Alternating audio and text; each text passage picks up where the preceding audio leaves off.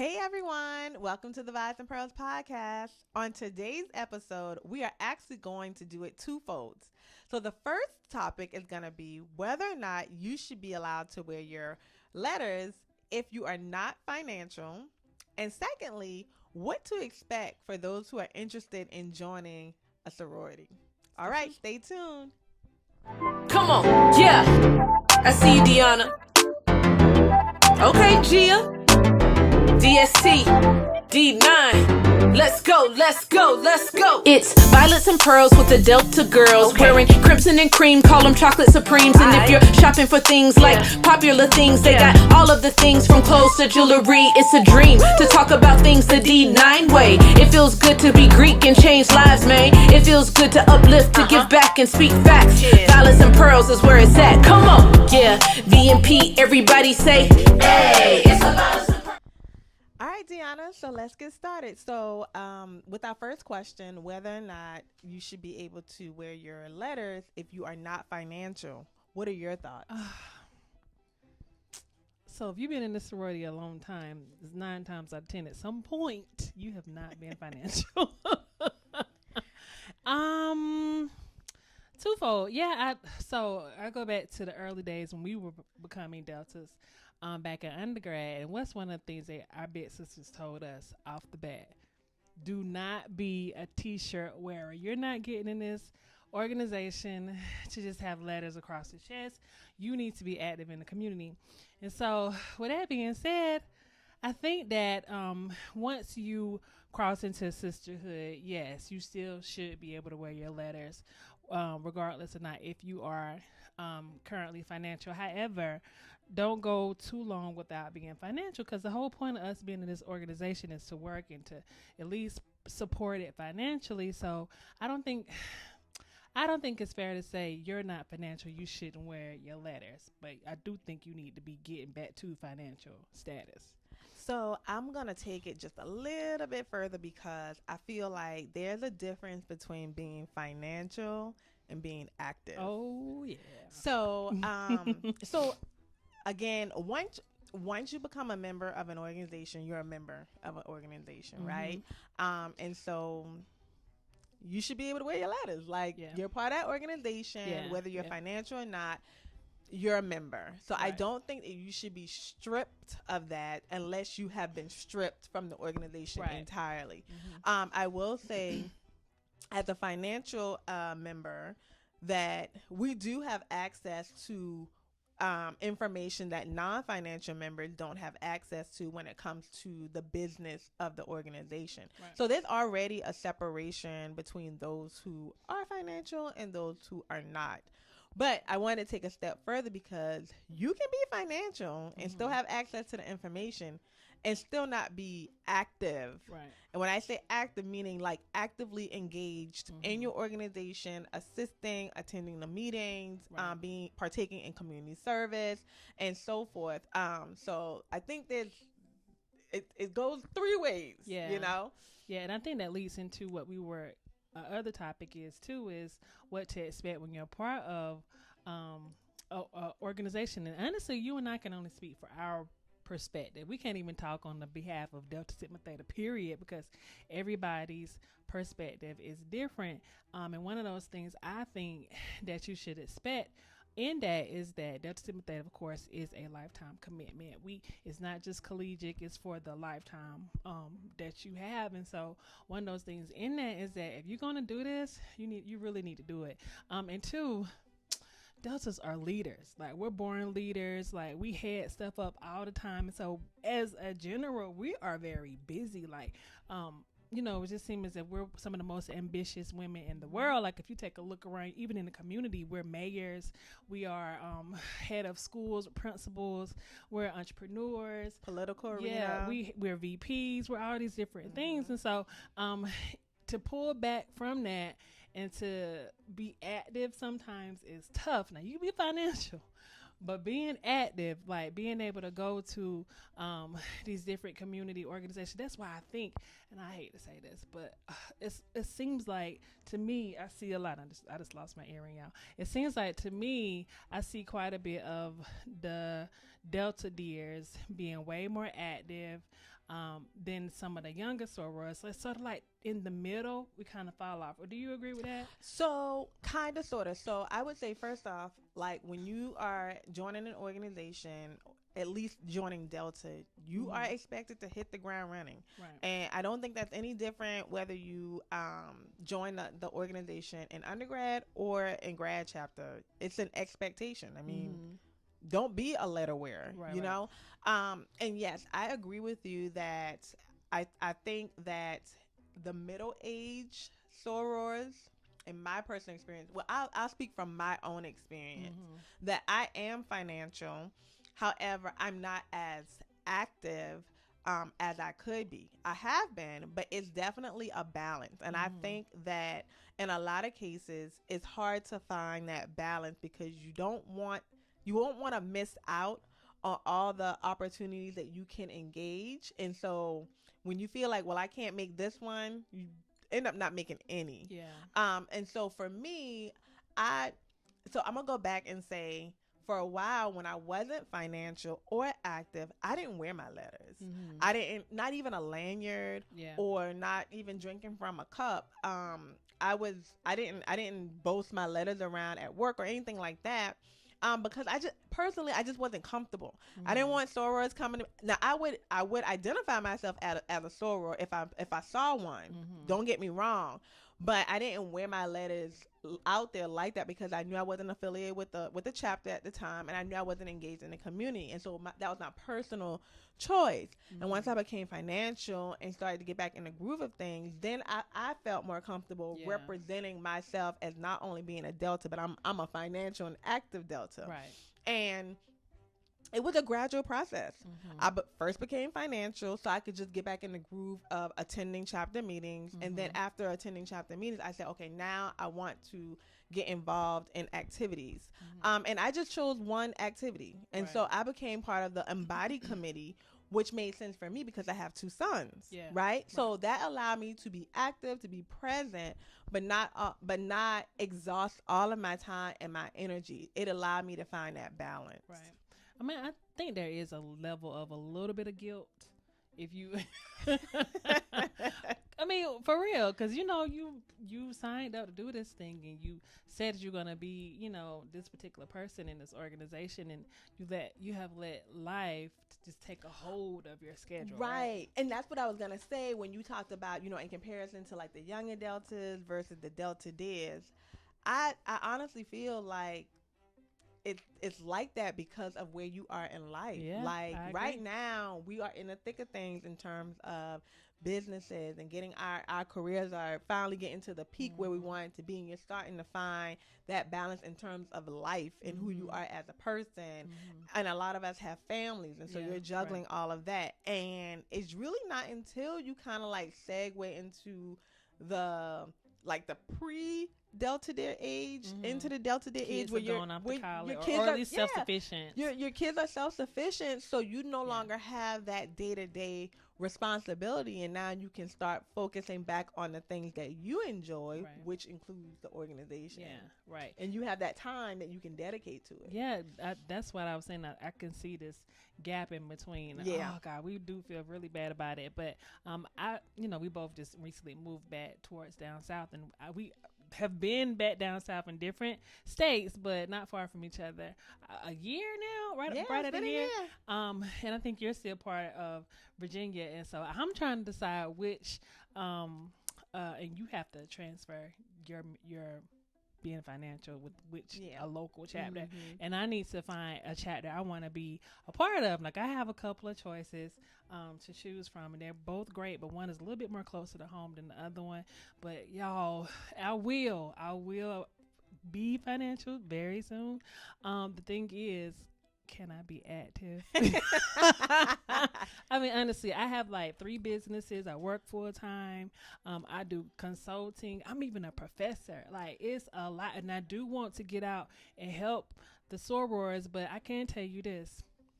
Although I may struggle to be active in, within the actual organization with doing some things that they do, I'm a representative of Delta Sigma Theta. Like, I have students and I instill in them the things that I think will carry them through their life, and I lead with leadership. Like, I exude this whole thing of what being a Delta is.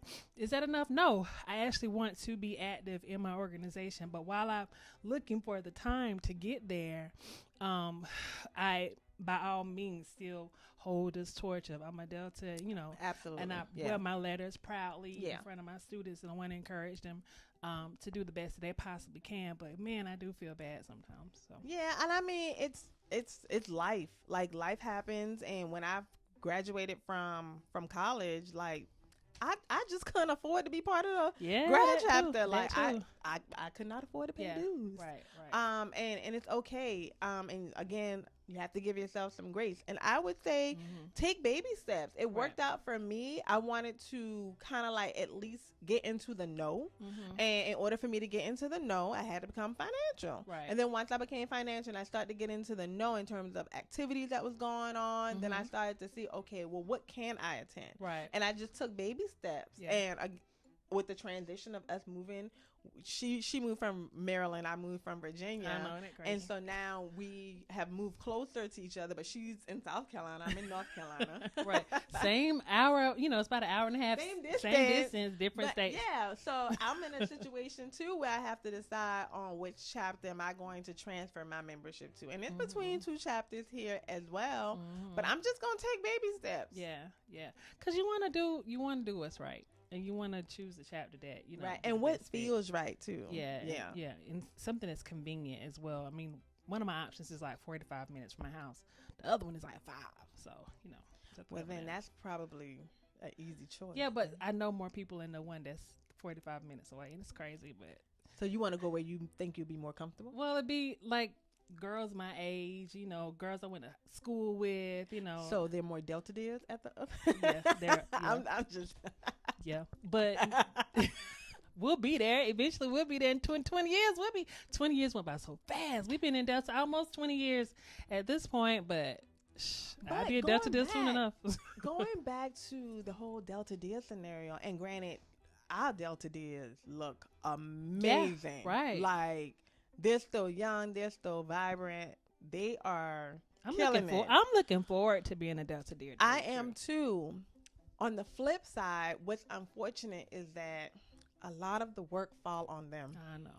A lot of the work fall on them. Yeah. And hopefully we can employ some type of shift to where some of the younger sorors can be just as involved and consistent as our Delta is, because our Delta is be killing it. I mean, what can we do? Like, I guess we can pull back on some of the initiatives that we have. It's like anything, you have to make time for what's important. So yeah, you do, and prioritize, and again, also just having that balance. Right. Like, you can attend and you can participate and you can volunteer. You just have to do everything. Right. That's the thing. Like, when you find you see all this great, committees and things that you want to be a part of, and then you find yourself, because I do marketing, and so easily I can be asked, do all the marketing for us, create all the flyers. I have staff for that. Like, it's hard for me. I got like a look, to get people to do that stuff for me, but only because I no longer am in that caliber. Like, I no longer have that type of time to do that kind of stuff. And, I could do social media posts, and that's what we do, right? Yeah. You find a talent, and then you say, hey, you do all of that. And you're like, how can I? And you don't want to say no. You start feeling bad, so that's where I am, but I'm going to wear my letters proudly. I'm going to pay my dues. So it sounds like, I don't want to say a fear, but it sounds like a little bit of reservation with you in terms of the spillover. Like, when you want each thing to stay in its own lane. I do. And a lot of times I don't like to tell people my talent, because people will, I say, oh, I can help, but then you find yourself doing all of that, and that's not fair. I mean, they may think we need you to do every single flyer for every single event and do the social media, So now I have a question for you. So not immediately exposing what your talent is, what your interest is, what you do as a profession. Right. if your chapter or even an organization that you're a part of that, I know you sang on the choir in church. Yeah. And you have flyers going out, some type of marketing campaign that's going out for whatever event, fundraising, whatever. How do you pull back when you see something that is not of a certain standard in terms of you thinking you could do it better or it could be better? Majority of the time I'll say, hey, what if we did it this way? It's just hard because when something is your passion that you see and that they need this help, I'll help. It kind of and it's funny you ask that question because I also think about it when it comes to Violets and Pearls. We sell paraphernalia. Nobody knows that I sell paraphernalia. We don't tell anybody. Our customers are from all over the place, because I don't want to lead with that. I don't want to lead with, that type of thing. But when it comes down to there being something happening and I know that I can lend my expertise, I will, or I'll make a few comments.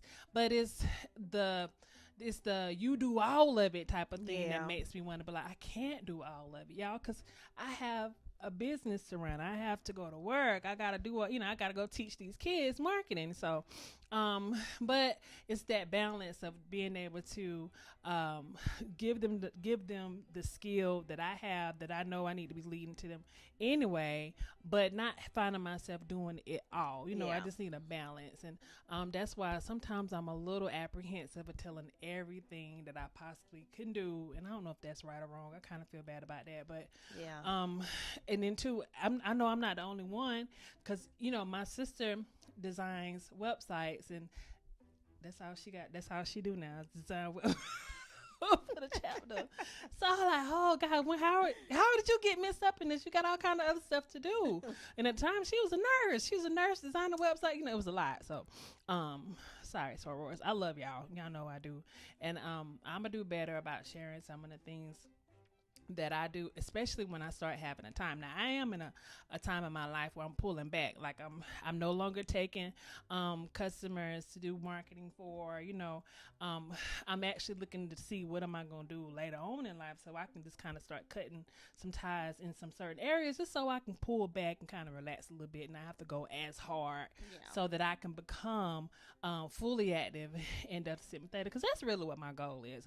I would love to hang out with, when I'm a delta deer, or even now, just get some of that wisdom that they have, because some of them just know so much, and it's just a wealth of knowledge. It's just at my feet that I would like to take advantage of. I just think back about when I started back maybe 4 years ago attending chapter meetings, and from the very first meeting, it had been so long since I had attended a chapter meeting, like years, right? And I remember going in, and it was like just the feeling of just the feeling of being in a room filled with other deltas, and they were so inviting and welcoming, and it honestly felt like I had never missed a chapter meeting, like, to be honest, in terms of how welcoming they were to me, how receptive they were, and they just like took me in and literally started saying, you want to join this committee? and honestly, like, it was overwhelming too, because you and this was the first grad chapter I had been part of, like, since undergrad. So this is a long gap of years, right? Right. And when we crossed, it was 17 of us, right? And we hit the ground running, but it was 17 of us. So it was 17 of us, but 3 of them had graduated. 3 of our LSs had graduated. So chop that down, 14 of us, right? So we had to share the duties in terms of fundraising and social events and community service. All of that had to be shared amongst 14 people. So I'm in this conference room with like 300 women. So I was overwhelmed at first, because I was like, have we had a cluster? I'm like, all these women here for just the chapter meeting. Yeah. So this chapter was deep. That's a big chapter. It was a large chapter. It is a large chapter, and they run the Prince William County. Yeah. Like, I absolutely love that chapter.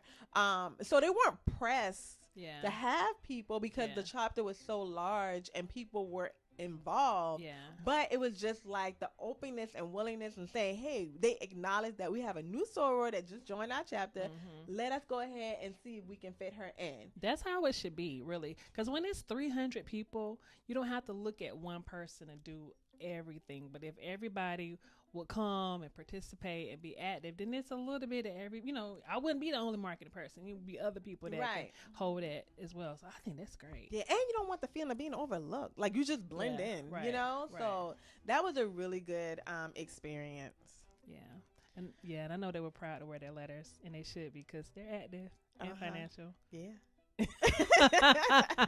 But we will be too. Well, I'm still financial, but I'm trying to make a decision on where I'm going to transfer my membership to. Yeah, and I'm trying to figure out which chapter I want to join, but I will very soon. Hopefully I do that before the end of the year. So we'll see. All right. So where are you? What do you think? Do you think that if you are not financial, you should be able to wear your Greek letters? Are you financial? Are you active? Yeah. How do you feel about that? Was there ever a point where you weren't active or not financial? Tell us about it. Yeah. We want to hear from you. How do you feel about other people wearing their letters if you're financial and they're not? Does that make you feel away? That's a good one. Yeah. Does that make you feel? It doesn't. It doesn't make me feel away, but some people may. Because I know we're about to close, but we have this shirt and it says financial. Now I know when we did it, we were trying to be like, like financial, but. That shirt sold out. I think we sold quite a bit of those. But in all honesty, how would you know? You wouldn't. If somebody's not financial. That's the other thing. That's what we kind of talked about earlier. I know. Yeah, I know. Yeah. But you don't necessarily know. Now, you may think you know. Even if you think somebody lives in your county, your city. Oh, she live around here. She's not financial. You don't know. You don't know that. You don't know. You have no idea. Even if she's part of another chapter, you wouldn't know unless she told you. So, So but let us know. Tell us what you think. Let us know. All right. Don't forget to like, share, and subscribe. All right. All right.